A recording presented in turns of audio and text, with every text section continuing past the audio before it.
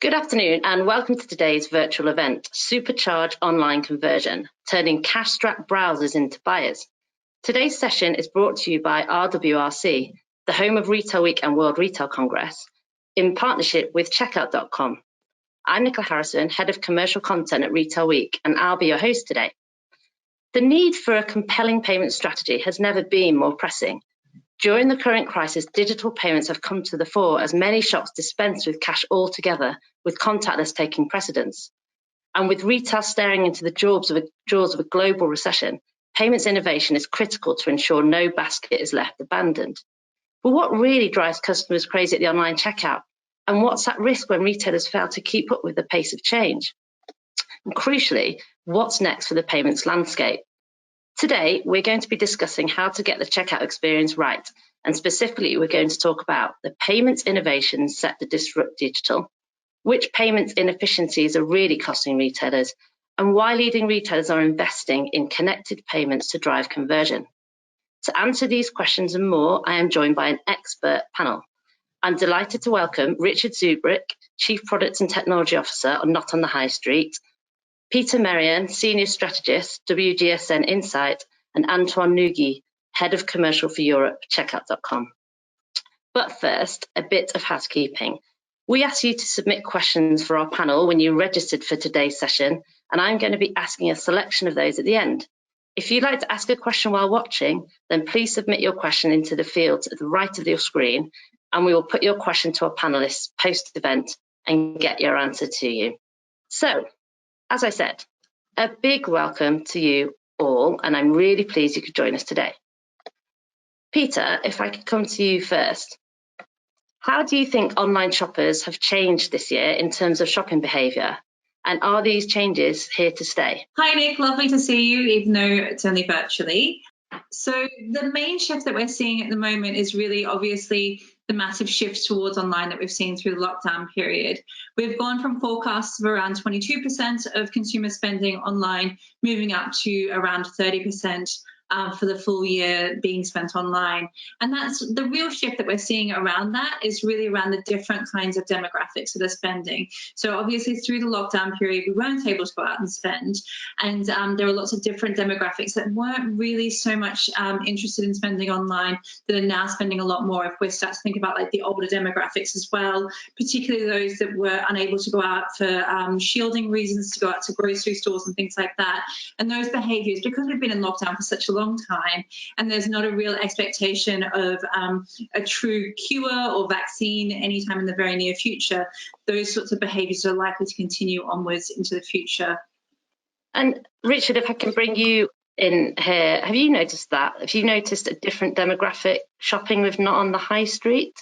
Thanks, Nicola. Hello and welcome to everybody first. So, yes, absolutely. So we've seen both the customers obviously shopping a lot more online. For us, the uplift has been a little bit more significant than what Peter's mentioned, the average. We've been very successful with the model, being able to see different customers coming in. I think when Peter referred to the different customers, you maybe mentioned the demographic that normally doesn't shop online. So we've seen those, but we've also seen younger people who don't maybe necessarily all the time shop so much with us. So we've seen it widening both ways in terms of customers, but then also seen widening in terms of categories they're buying into. So we've done really well with gifts, as you can imagine. This was the time when people couldn't go and see the loved ones, so they would be sending letterbox gifts, pocket hugs and all of these things a lot more than before, but then also buying into a lot of home garden stuff activities with kids. So we've seen it really varied in terms of what is being sold, but also the customers buying. Absolutely. And I can imagine you might not want to divulge this, but I will ask. Can you tell us what spike you've seen at Not on the High Street in the last few months in terms of sales, or either in turnover or market share, or just to get a bit of context? Yes, so when we say spike, so obviously for us it's been our quarter one, so our start of the financial year, which started at the beginning of April. It was actually a slightly slower start in maybe the first or so week of the lockdown, but then it really kicked in. And we've been in a very strong double digits, touching triple digit growth in that quarter. So yeah, we basically doubled, probably give or take, doubled on last year. Wow, so you must be doing something right when it comes to conversion. So if we can move on to that topic now, Richard, what are you doing at Not on High Street to drive conversion? What's working for you when you're driving that at the checkout? It's a good question. So we've been working a lot on the customer experience over the last 18 months or so. One of the things we've been focusing on last year was a whole new mobile-first checkout, which we've developed for the mobile web, but also native in the apps, which we didn't have before. So what we now have is a really easy customer experience, especially for the customers coming back.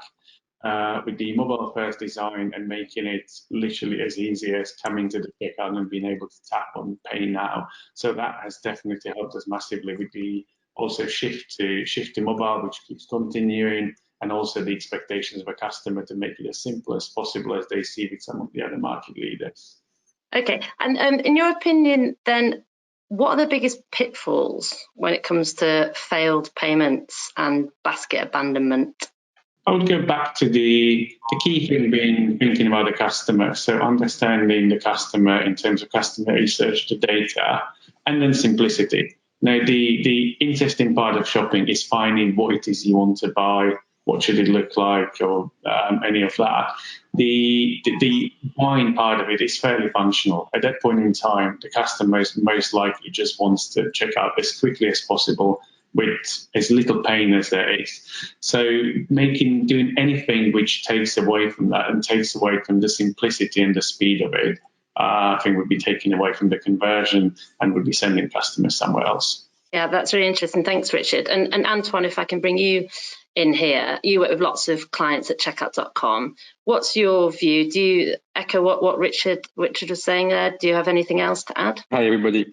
Definitely. I think the lack of data is really, I would say, a pain for merchants. Today, they do not have visibility on why payments are declined and therefore cannot suggest alternatives to their customer or even take actions on the payments that have failed. The one that I would add, and that is probably coming in the next months, is strong customer authentication. I don't think providers are ready. I don't think issuers are ready. And when you see the drop rate with the existing 3D secure solution, I think that strong customer authentication can become a massive pitfall for the entire e-commerce industry. Sorry, Antoine, can I just ask you to repeat that? Did you say customer identification? Strong customer authentication.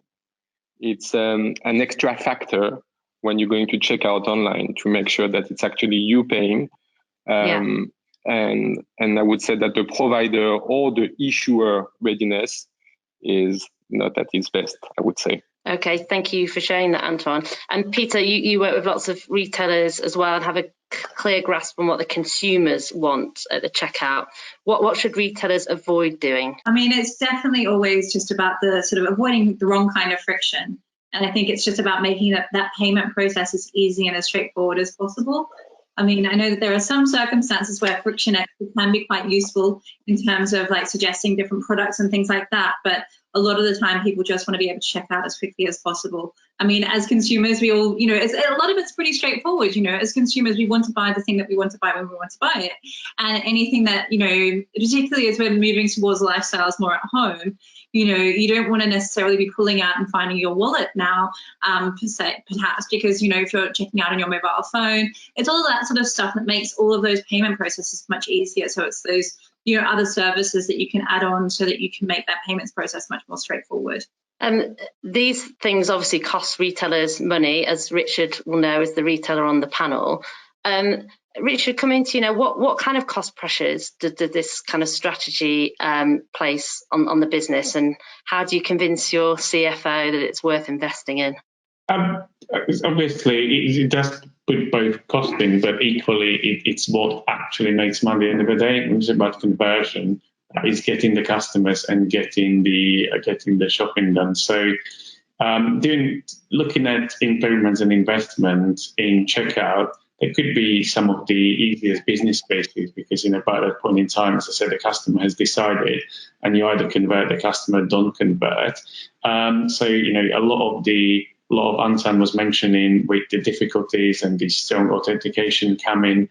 That's all to do with cards and card payments. They, if I think about it, credit cards, they're never made for online shopping. They have long numbers you have to type in, then they have another number you have to type in, then they have a date to type in. You get a mobile phone, putting in very long numbers and not making mistakes and doing that all the time is obviously not an ideal solution. There's a lot of other things out there. We start with the native mobile payments like Apple Pays and Android Pays and lot of the other ones where they were actually made to work on a mobile device with an ease. And using a biometric like a fingerprint is much easier. So if that converts a lot better, even if there are with some of them some additional costs to do, there could be a much better customer experience. Again, if you get the customer to come back, it's again a much more beneficial than just the one-off purchase. So investing in something which has got a customer benefit, which then will turn into a business benefit, check out, I don't think it's that difficult to justify and find money for. Thank you, Richard. And Antoine, bringing you in here, obviously you work with a lot of retailers.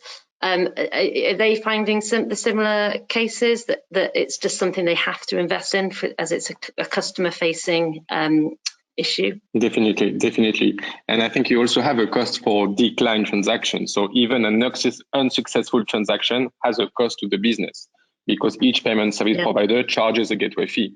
So not only are you losing the sales, but you also have your customer that is extremely frustrated. And then you were talking about the labor cost. I think it's hard to quantify it as many teams are involved to bring the customer to the payment page. And it's not just the payment that is declined, but it's also a loss for your marketing strategy and for all the efforts that have been developed to bring the customer to that payment page. So to echo what Richard was saying, I think that implementing new payment methods such as Apple Pay or Google Pay that are making the checkout way easier is super important. Yeah, and you just mentioned false declines there, Antoine. Checkout.com recently published a report showing that $20.3 billion were lost last year due to false declines. What can merchants do to close that gap and optimize the payments flow? I think the report explains it very well. The first thing is security. And here there is an interesting stat. 78% of UK over 65 said that it would be extremely likely to halt a payment if they had concern about the security of the website. And it's something that Not on the High Street is doing very well. They're displaying all the logos, the card logos, to reassure the customer. And I think it's extremely important to ensure that you show that your website is secure.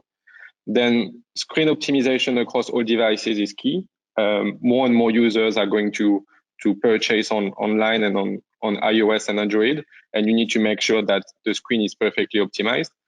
Alternative payment optionality. The more you want to target customers, and if you think of Netherlands, where Ideal has a 70% market share, or even in Germany, where most of the customers are used to pay via invoice, you need to ensure that you accept those payment methods to avoid a massive drop rate. Time taken to completion is obviously also super important. I live in London. Sometimes I shop in the tube and you only have like 5 seconds to complete your purchase. If you get a response that takes 15 seconds, you might reattempt the payment and get frustration. The last thing that I would add is safe details for one-click payment. When you have a returning customer, make sure that he's welcome to the website, that he doesn't have to enter its card details, and he can just click on pay and get his card debited. And that brings me, thanks Antoine, that brings me on to my next question. I'd like to ask you, Peter, about sort of customer expectations around things like one-click payment. And today the customer journey is quite complex. It takes in multiple channels and touch points. So how important are those connected, seamless payments to customers? Incredibly important, and even more so as time goes on. You know, when we were talking a lot about seamless payments in a pre-COVID era, you know, you'd be looking and thinking about sort of different kinds of clienteling tools where you'd be going into store and then that would be joining up to your basket online. If you're thinking about brands like, maybe Everlane, where you check into the store and the receipt would go to your online account afterwards and things like that. But obviously in this post-COVID era where people aren't necessarily going to be shopping in physical retail stores as much anymore, it's as much about making sure that there are different kinds of payments options available to the customer. So it's not only just about the one-click payment sort of stuff, but also about deferred payments, payment in 3 and things like that, where, you know, because we're buying a lot more stuff online to perhaps try on, and not necessarily purchase it to keep it because it's an item of clothing. We don't know if it's going to fit. You don't want to be spending like all of your disposable income on clothes that you might not necessarily want to keep. And so it's about making sure that those other kinds of payment options are available to you, so that you can also then, use your Klarna, Pay in 3, or those other kinds of services as well. Yeah. Well, actually, we'll come on to that a bit later, actually, Peter. That's a really interesting area. And Richard, just talking about the seamless and connected payments, I mean, obviously that's a great thing to offer your customers, but how easy is it in practice to achieve? I think the more channels, the more difficult it gets.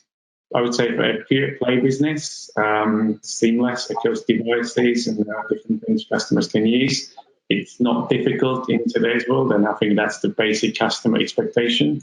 As Peter mentioned, when the physical stores come into play, that's a lot more difficult, because cosmetical retailers do in absolute majority of the shopping in shops. The customer is anonymous at that point in time to the retailer, so any joining of anything is very hard. Now, few of them will have loyalty schemes like club cards, Tesco's and similar, where they can get a decent proportion of customers maybe to use them, but anything other than that, you don't know who the customer is at that point in time. So when they shop online, it's almost impossible to join the two.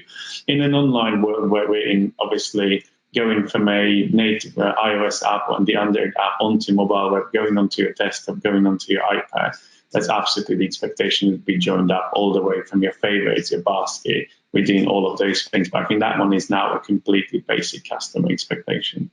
Yeah, I mean, lucky for you, Rich, you don't have stores, but I wonder if Antoine's got any anecdotes or evidence from retailers that you work with that have stores, how much harder it is to achieve the sort of connected payment journey for a customer. I think Richard summarized it perfectly. There's not much we can do in store, but a lot that you can do online. And the good news is that the trend is going online. So if I was a CTO, I would really invest on the online. I think UX is super important. Today, too many merchants do not even split the card numbers during the entry, which leads to many wrong entries. And with COVID, we've seen a lot of new buyers that never bought before. I think just explaining how the payment flow works is super important. I mean, we know what a CVV is, but someone that is 80 doesn't know how to use their card. So small details on UX, potentially displaying the error code. So let's say that my transaction got declined because of insufficient fund. I would display a smart message saying, try with another payment method. It's really a matter of adjusting small details to make sure that the overall experience is great for the customer. Okay, thanks, Antoine. And Peter, a different question now. How important do you think personalization is for the checkout journey for the customer? Do you think it encourages consumers to complete purchases or even act as an upsell opportunity? It depends on the retailer, it depends on the category. If you think about, like, there are certain categories where, I have a checkout, and I'm speaking sort of from personal experience. There's a homewares retailer that I have a basket with that I haven't checked out. And every time I go onto that retailer, I get an email saying, hey, you're going to check out. And I find that incredibly irritating as a consumer. I hate it. You're reminding me of a whole bunch of stuff that I haven't bought because, I don't want to spend the money on a whole bunch of housing items. But then in the same breath, there's the grocery retailer that I shop with, and there's often that sort of friction in the payments checkout process, where often it reminds me of a number of things that I haven't yet purchased and that I might want to buy. And in that case, I'm just like, yes. Oh, I haven't got, my cleaning products and all that sort of stuff. So it really does depend on the category and on the price point and on the consumer. And I'm really understanding the consumer's mindset for that as they're buying that particular item, if that makes sense. No, that makes perfect sense. And Richard, I suppose for you don't sell grocery, but I can see what Peter's saying, because I'm the same. I like the gentle reminders, but I'm not sure I would in other categories. So where does that leave? Not on the high street. Do you personalize the checkout experience? So I think Peter is absolutely right with the personalization should help the customer and make it easy. It should be something for customers' benefit. If it is for customers' benefit, then they will engage with it and it will potentially lead to something good. if it is purely implemented as something to just there to buy them something more, where there's very little reason why that would actually make a good customer journey, it's going to become exactly what Peter mentioned, irritating for the customers. But there are other personalizations which are important in doing checkout, like making sure that if Peter likes to pay with PayPal, then remembering that's the payment option she prefers to use, and why should that not be pre-selected, and why not to just show pay with PayPal button instead of the other ones, and if you want to pay with something else, change it here. So making sure that the things which are genuinely helpful for the customer, all the addresses, if I didn't know what's the default billing address, delivery address, they populate as much as possible. You can go as far as, if I always like to pay for the more expensive next day delivery, why not to pre-select that one? Or if they know I almost always get with the free option, why not to pre-select that? Why not to pre-select my payment method? My aim for the journey is to get it to a state where when a customer turns up at checkout and looks at it on their mobile device, the only thing left them to do, unless they want to change something, is just to tap pay now. There shouldn't be any less than that. And Antoine, from your experience working with lots of different clients, what else can help really nail that final path to purchase? We've touched on personalization there. What's your view on that? Is there anything else retailers should be doing so that they never miss a sale? And what part does data play in all this? Data is extremely important, but I think Richard and Peter summarized it very well. The aim should be to reduce the friction as much as possible. And data is key in a sense that when a customer logs in on an iOS device, it's something that you can see on the app, and therefore you should suggest Apple Pay if you know that the customer has already enrolled. So it's trying to understand the behavior of the customer as much as you can, and make sure that you can offer the relevant payment methods to smooth the checkout. Okay, and then Peter, you were mentioning things like Klarna, different payment models, and I'd like to ask now about subscription-based payment models as well. So things like Prime, I suppose. How popular do you think they're going to get? Richard, it's not on the high street. Would you ever think about introducing a payment model like Prime? I think everybody should always think about it. It has to solve a customer problem, or be the thing that customers will use in some way. So it's just to kind of have some understanding of, is it something customers are missing? Is it something they're likely to engage in? Is that a actual problem that it solves for them? Obviously, with somebody like Amazon with their current, it works because people are buying a lot of things, because you can buy almost anything. So subscribing to a service of some sort makes more sense. Done it in other businesses I'd worked at before quite successfully as well. It can drive good frequency. So once you paid somewhere for, let's say, all the deliveries, next time you're thinking about buying something, it could swing the choice you're going to make. So I think it's absolutely something everybody should consider, but also then make sure that there is a customer demand, or there's a customer problem, or there's a customer opportunity it actually solves. And thanks, Rich. Peter, do you think there's a consumer demand for more subscription-based models in retail? I think that it's a tricky one, really, because I think the thing is that you look at the success of something like Amazon Prime, and you're like, yeah, well, definitely there's a market for it, because, it's incredibly popular. I think it's something like 50% of US households have it, or maybe it's even higher now. So, it's an incredibly profitable tool. It's an incredibly useful tool. But then, you start to think about the number of subscriptions a customer has now. You've got your music subscription, you've got your Amazon Prime, you've got your ClassPass or your gym subscription, or maybe not so much right now, but there's lots of subscriptions. And I think the thing is, we will get to a point where we do hit subscription. And so, and I think that the magic of something like Amazon Prime is that it's not just about next day delivery. It's also about the fact that you've got TV. And I don't want to sound like I'm a shill for Amazon, but there's the music, there's all the other sort of stuff in the flywheel around it that actually kind of contributes to the value of that subscription cost.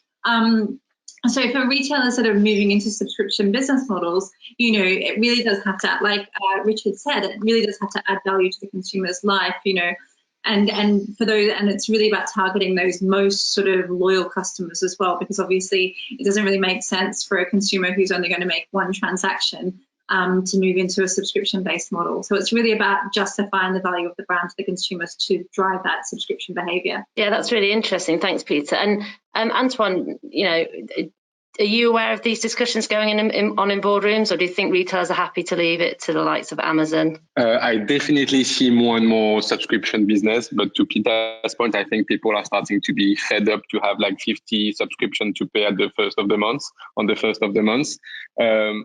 But overall, I think for customer retention, subscription businesses are great, obviously.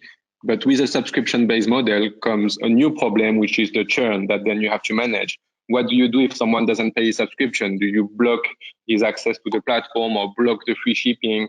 I mean, I think retailers should focus on retail for now, and Amazon can manage the subscription. Well, let's look beyond.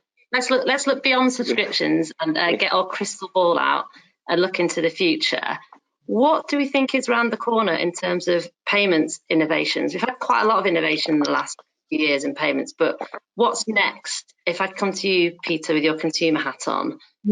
I mean, I feel like everyone's going to come in. They're going to know a lot more about the payments and technology space. But I think that as I sort of see things moving forward around consumer expectations and desires, it's really around improving it's about things becoming more mainstream, basically. So we start to think about those deferred payment schemes, like that. If we start to think about also around removing friction, but not necessarily from the actual checkout process, but before we get to checkout. So we start to think about things like returns and stuff like that. So better product visualization that will lead to a better conversion rate at checkout, because obviously, it's all that uncertainty around something fitting or living in your house or whatever like that prevents you from checking out. So it's not even just necessarily around, the actual card payment. It's about making sure that the whole ecosystem around it is working. And I think those are that I'm expecting to see in the coming years. And Richard, are those the kind of things that you're expecting to see around the corner and you want to invest in, not on the high street? Yeah, and a couple of other things. I think both Peter and Anton mentioned before. There's definitely a lot more buying into the alternative payment methods by customers of all sorts of different ages. So all of the non-card payments. I think also if we look at as far as China, I would say they are quite ahead in terms of how people pay. Mm-hmm. They got to a point where basically there's for online shopping there's no cards used. They completely in the post credit card era where everything is mobile-based payments. It's either Alipay or WeChat, and they were both built for customers for that online shopping in mind. So they have no friction, they're very easy to do. So I'm kind of expecting at some point that there will be in kind of European or US versions of those things coming, and we'll just see what the adoption is or how long it actually takes for customers to adopt. But I would expect the different alternative payments to keep getting more traction and people moving away from cards as the time goes. Yeah, and do you think we'll see a wide adoption from consumers? Like you just mentioned, what's going on in China that might come to Europe and US. Can you see that working here? I think it depends. I think I would say that it's my previous businesses as well. The younger consumers are already buying a lot more into paying in different ways. They're buying a lot more into Klarnas, they're buying a lot more into Apple Pays, they're buying a lot more into Google Pays and all of those things. And I think that will continue. How quick it will be, I think that's the biggest question. But for us, and probably for any other marketplace or retailer, just keeping up with where the trend is probably the right thing to do. It's a bit like Antoine described it. If you go into Netherlands, yes, having ideal, unless you have that, you're not going to be able to do much. Same way in Germany without invoicing. Same way, let's say, up in Nordic. So just doing what the customers expect and where they want it to be is probably the best thing to do. I'd love to hear from the panel about some great retailer examples, or in fact companies outside retail that anyone watching this can learn from. So who are your top tips to look at in terms of payments innovations? I would probably say companies such as Uber or Deliveroo. When you buy something on these platforms, you don't even think about payment. And it's simply because your card has already been tokenized and saved, and it's just 2 clicks to perform a payment. And And this goes with what we were saying today. We want payment to be easy. And these digital wallets are going to make payment easy. And that's why I think we'll see them more and more. You don't have to enter your billing address. You don't have to enter your shipping address. It's just to click and approved. So I like these two companies. Anyone else got any top tips? Any favorites? The one that I do like is Everlane. I've sort of mentioned that one earlier from a physical retail perspective, because if you've shopped with them online, when you go to pay in the physical retail store, they just pull up your details and they use your stored card on file. So that's quite a nice and chic example and very nice in terms of how that experience goes for the consumer. But obviously, I don't know how much we're going to be shopping in physical retail anytime soon. So hopefully it won't be too long. I'm sure lots of retailers will be keeping their fingers crossed for that. And Richard? I think Antoine's examples are really good. It's the ones where, as I've also mentioned, what we're aiming for is make it so simple that you don't have to do anything. And I think the market leaders, as they're leading in most of the areas, they probably also lead in payment space. So any one-click payment anywhere. So just talking about where you remember how the customer likes to pay. So they're kind of what we on a journey to achieve, and we are somewhere on that as well. I think it's the kind of what it looks like today. Okay, well, thanks everyone. I've actually we've got a few more minutes left, and I've got some questions in from viewers who registered for the event. So I'm just going to ask one or two of those now. So here's quite a good one that Peter touched on earlier. Are abandoned basket emails worth it for a retailer in the long term? They are often irritating to receive as a customer. So Peter, we know your views.